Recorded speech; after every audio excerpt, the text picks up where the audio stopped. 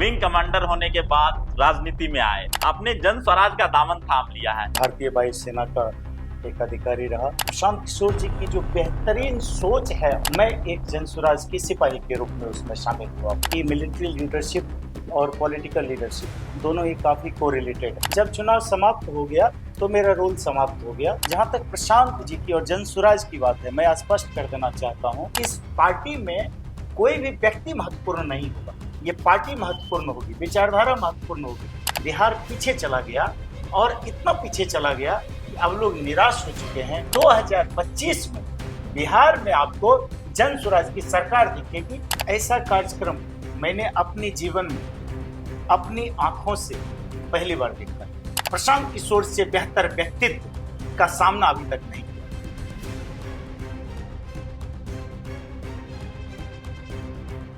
आइए महसूस कीजिए जिंदगी के ताप को, मैं चमाड़ों की गली तक ले चलूंगा आपको। नई सोच के साथ एक ऐसी पार्टी का उद्भव हुआ है जिसके साथ डॉक्टर जुड़ रहे हैं, आईएएस अधिकारी जुड़ रहे हैं, आईपीएस अधिकारी जुड़ रहे हैं और एक अलग सोच, नाम भी बहुत अलग, जन स्वराज। प्रशांत किशोर जो अभी तक सिर्फ रणनीतिकार हुआ करते थे, अब पार्टी के हेड भी हैं। हमारे साथ भारत में अपनी सैन्य प्रतिभाओं के अदम्य साहस का परिचय दे चुके हैं, विंग कमांडर थे और अभी संयोग से जन स्वराज ज्वाइन किया है। सर, सबसे पहले तो हम यही जानेंगे कि विंग कमांडर होने के बाद राजनीति में आए। आप पहले पिछली दफा सांसद चुनाव में सीपीआई का झंडा ढो रहे थे, या कह सकते हैं उसके पक्ष में थे, लेकिन इस बार आपने जन स्वराज का दामन थाम लिया है। कहीं आगे चुनाव लड़ने की सोच तो नहीं चल रही है माथे में? सबसे पहले तो कवि नीलेश जी, आपको और केवी स्टूडियो के सभी दर्शकों को सादर नमस्कार। ये मेरा आज सौभाग्य है कि मैं आपके साथ एक साक्षात्कार के लिए बैठा हुआ। पूर्व में मैं विंग कमांडर रहा, भारतीय वायुसेना का एक अधिकारी रहा।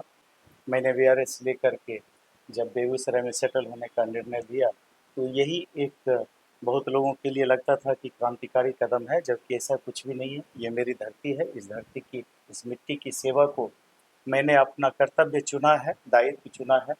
अब मैं यहाँ पर हूँ।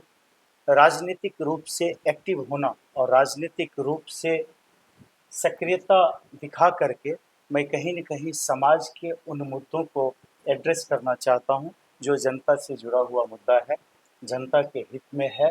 और मेरा ये मानना है कि भारत की इस सुदृढ़ लोकतांत्रिक प्रक्रिया में सभी लोगों को, पढ़े लिखे हों या जो भी हों, सबको आगे आकर के ज़रूर भागीदारी करना चाहिए। मैं जिस जगह से आया हूँ तो ये थोड़ी देर के लिए लगता है कि ये राजनीति में आकर के इनका क्या रोल हो सकता है और कितना इफेक्टिव हो सकता है। इस बात के लिए मैं पहले तो बता दूं कि मिलिट्री लीडरशिप और पॉलिटिकल लीडरशिप दोनों ही काफ़ी कोरिलेटेड है। जो भी पॉलिटिकल लीडरशिप में हैं और उन्होंने मिलिट्री लीडरशिप को पहले अपना दायित्व निभाया हुआ है, उसमें कहीं कहीं सहायता मिलने वाली है।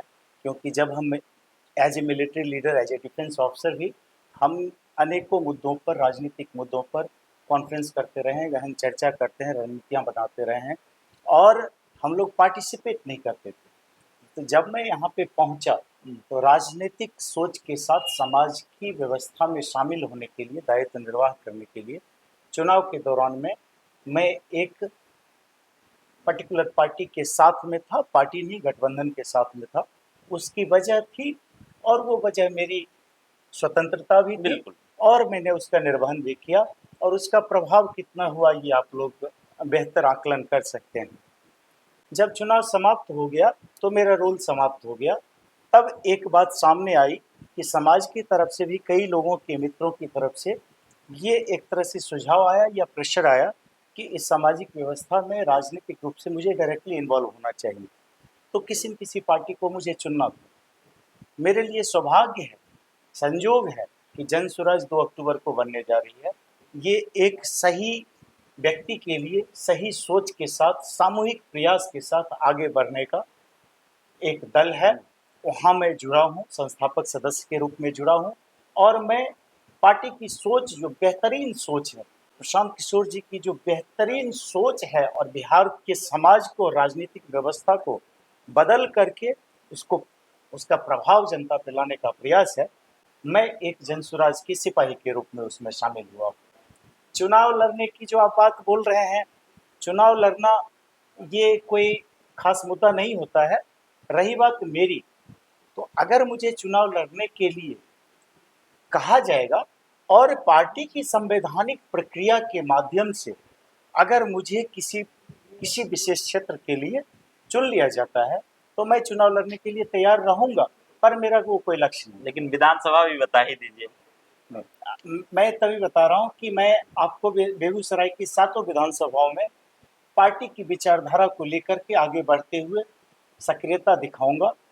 पार्टी मुझे जिस विधानसभा से अगर चुनाव लड़ने के लिए बोलती है और पार्टी के पदाधिकारी सामूहिक रूप से ये निर्णय लेते हैं कि हाँ, मैं एक सटीक व्यक्ति हूँ जो कि पार्टी में चुनाव लड़ने के लिए उपयुक्त हूँ, तो मैं उस पर जरूर करूँगा। अच्छा रंजीत जी, क्या आपको नहीं लगता कि जिस तरीके से केजरीवाल के साथ शुरू में बहुत सारे लोग जुड़े और बाद में फिर अलग हो गए, बाद में प्रशांत किशोर के साथ भी यही हो सकता है? क्योंकि प्रशांत किशोर के भी साथ वो लोग जुड़े हैं, अभी बहुत अच्छा ही दिख रही है, लेकिन यूं सरकार बन सकती है, अगर बनती है तो बहुत सारे लोग उससे अलग भी होंगे, बहुत सारे क्लेम भी सामने आएंगे। ठीक है, सोचने में ये आमतौर पे ऐसा इसलिए लगता है कि आपके सामने कोई एक उदाहरण अवेलेबल है। मैं उनकी बात नहीं करूंगा, क्यों हुआ, कैसे हुआ, वो उनका मामला है। जहाँ तक प्रशांत जी की और जनसुराज की बात है, मैं स्पष्ट कर देना चाहता हूँ, जो कि राज्य स्तर के कल के मीटिंग में भी प्रशांत किशोर जी ने वोकल होकर के कहा है और मीडिया बंधुओं को संबोधित करते हुए भी कहा कि आप अपने रिकॉर्ड में डाल लीजिए कि मैं जनसुराज के किसी संगठन का या जनसुराज पर जीतने के बाद पार्टी के किसी पद पर वो शामिल नहीं होने जा रहे। उन्होंने अपना रोल एक मुख्य संस्थापक सदस्य के रूप में रखते हुए पार्टी को बनाने में, पार्टी को उस रूप में बनाने में जो भारतीय लोकतंत्र के लिए सबसे सटीक है, वो तैयार कर रहे हैं। और पूरे बिहार की पद यात्रा करते हुए, अभी तक 60% बिहार की पद यात्रा उन्होंने की है। अब समय आ गया है पार्टी बनाने का, तो लोगों ने सामूहिक निर्णय लिया है कि हाँ, 2 अक्टूबर को पार्टी बननी चाहिए। प्रशांत किशोर जी का जिस ढंग का की रणनीति है और जिस ढंग की सोच है, उसमें ना वो खुद शामिल हो रहे हैं, लेकिन वो ये इंश्योर करेंगे इस पार्टी में कोई भी व्यक्ति महत्वपूर्ण नहीं होगा, ये पार्टी महत्वपूर्ण होगी, विचारधारा महत्वपूर्ण होगी। तो जब विचारधारा महत्वपूर्ण हो जाती है, व्यक्ति महत्वपूर्ण नहीं रहता है, तो पार्टी में बिखराव की समस्या नहीं होती है। इस कारण से मुझे नहीं लगता है कि प्रशांत जी के साथ जो लोग जुड़ रहे हैं वो कहीं भी किसी लाभ के लिए जुड़ रहे हैं, एक सोच के साथ जुड़ रहे हैं। हाँ, जब आप पार्टी खड़ी करते हैं तो 2-4 लोग ऐसे हो भी सकते हैं जो छद्म लाभ के लिए जुड़ने का प्रयास कर रहे हों, तो वो अपना रास्ता किनारा कर लेंगे, वो अलग विषय है।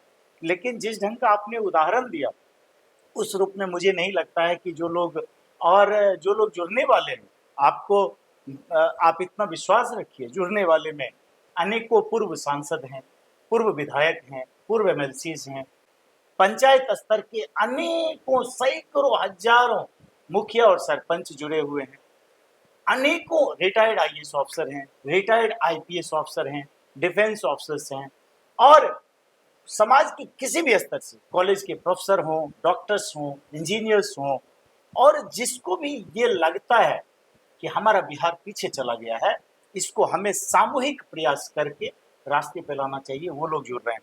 तो मुझे नहीं लगता है कि कहीं बिखराव की कोई गुंजाइश है। अच्छा, लेकिन प्रशांत किशोर ने सिर्फ बिहार को चुना, चाहते तो दूसरे राज्यों को भी चुन सकते थे, जबकि बिहार बहुत बड़ा राज्य था। तो बिहार को चुनने के पीछे उनसे आपकी मुलाकात भी हुई और आप बापू सभागार में भी थे। तो आपको क्या लगा, बिहार को क्यों उन्होंने चुना? कोई और भी राज्य चुन सकते थे।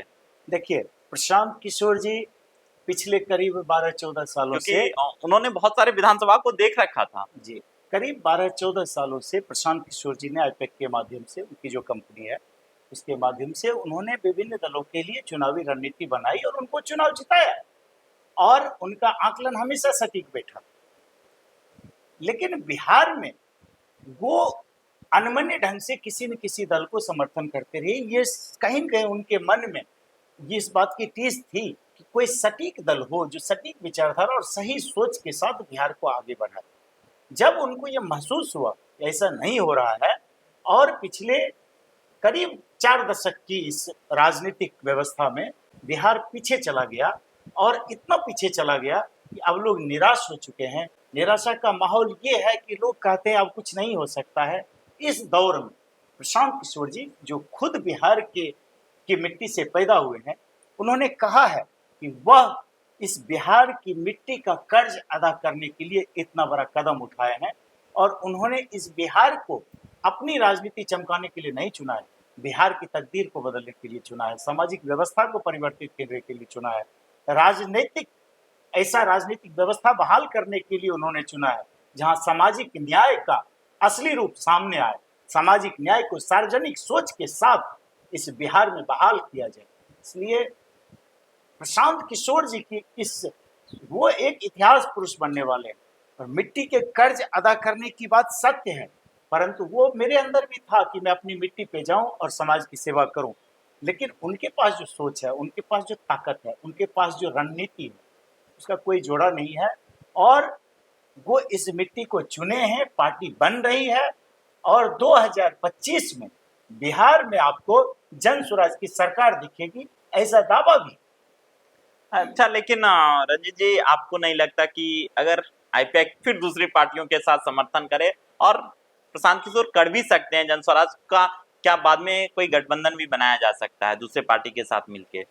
देखिए, बिहार में 243 सीटों पर जन स्वराज चुनाव लड़ रही है और आप भी और जो दर्शक देख रहे हैं या जो राजनीति में जुड़े हुए दिलचस्पी लेने वाले लोग हैं, जो विभिन्न दलों के नेता हैं, उन सबों का एक मत तो अवश्य है कि और कुछ हो या ना हो, प्रशांत किशोर जी को चुनाव की रणनीति बनाना आता है और प्रशांत किशोर जी को चुनाव जिताना आता है। जन स्वराज जिसको उन्होंने अपनी ताकत से, अपने दम से, बिना किसी का 1 रुपया चंदा लिए हुए उन्होंने जो खड़ा किया है, वो तो उनकी अपनी पहल है, अपनी सोच है। अब आपको लगता है इसी परिस्थिति में कि कोई ऐसे दल को के लिए वो रणनीति बनाएंगे जो बिहार में हो? अगर वो जन स्वराज के माध्यम से बिहार को परिवर्तित कर लेते हैं और यहाँ की राजनीतिक व्यवस्था में चुनाव जीतने के बाद, सरकार बनने के बाद एक मुख्य संस्थापक और संरक्षक के रूप में पार्टी को चलाते रहते हैं, उसके बाद आपको लगता है कि वो व्यक्तिगत रूप से किसी अन्य पार्टी को जिताने का प्रयास करेंगे? हमको तो ऐसा नहीं लगता। लेकिन कह तो चुके हैं कि आईपैक अलग है और प्रशांत किशोर को अलग मानिए, एक कंपनी है और एक पर्सन है। बिल्कुल, वो आप बिहार के बाहर की बात कर सकते हैं, वो शायद उनसे पूछा जाए तो वो बेहतर बताएंगे, लेकिन हमें उनकी सोच में इतनी क्लैरिटी दिखती है, इतना क्रिस्टल क्लियर सोच है और सकारात्मक है, जो कहीं किसी को अविश्वास करने की आवश्यकता नहीं होनी चाहिए। अच्छा रंजीत जी, आप बापू सभागार में गए, बापू सभागार में क्या अच्छाइयाँ आपको दिखी और उसमें क्या बुराइयां दिखी? क्योंकि बुराइयों को भी बताना आपका काम होगा। बापू सभागार की बात कर रहे हैं या? नहीं, मैं बापू सभागार के कार्यक्रम की बात कर रहा कार्यक्रम की बात कर रहा हूँ। ऐसा कार्यक्रम मैंने अपने जीवन में अपनी आंखों से पहली बार देखा और मैं आपको विश्वास दिला सकता हूं कि जितनी भी बार मैंने किसी भी पार्टी, संगठन, कहीं पर भी इस ढंग का कार्यक्रम जब टीवी के माध्यम से देखा तो मुझे ऐसा कार्यक्रम नहीं दिखा है। किसी ढंग से पॉलिश करके लोग उसको नहीं दिखा पाए। खामी की तो कोई बात ही नहीं थी। संपूर्ण बापू सभागार एकदम से राष्ट्रभक्ति और बिहारीपन, बिहारी होने के एक गौरव के साथ गूंज रहा था। हम बिहार को मिलकर बदलेंगे, हम बिहार को मिलकर बनाएंगे, हम बिहार को उस रास्ते पर लाएंगे। और वहां जब छैला बिहारी आए और उन्होंने बोला एक बिहारी सब पर भारी, जो बाहर में एक तरह से गाली बनी हुई है, तो ये विश्वास जगता है। इसी कार्यक्रम में आप खामी क्या देखिएगा? 10,000 के करीब वहां पर जो लोग पहुंचे हुए थे, खचाखच भरा हुआ था। और उसके बाद जो लोग बाद में पहुंचे, और चूंकि रिसोर्सेज का जब अभाव होता है, चूंकि सभागार का भी लिमिटेशन है, तो कम से कम 2,000 लोग तो सीढ़ियों पर बैठे हुए थे, खड़े थे, बाहर उनको रुकना पड़ गया।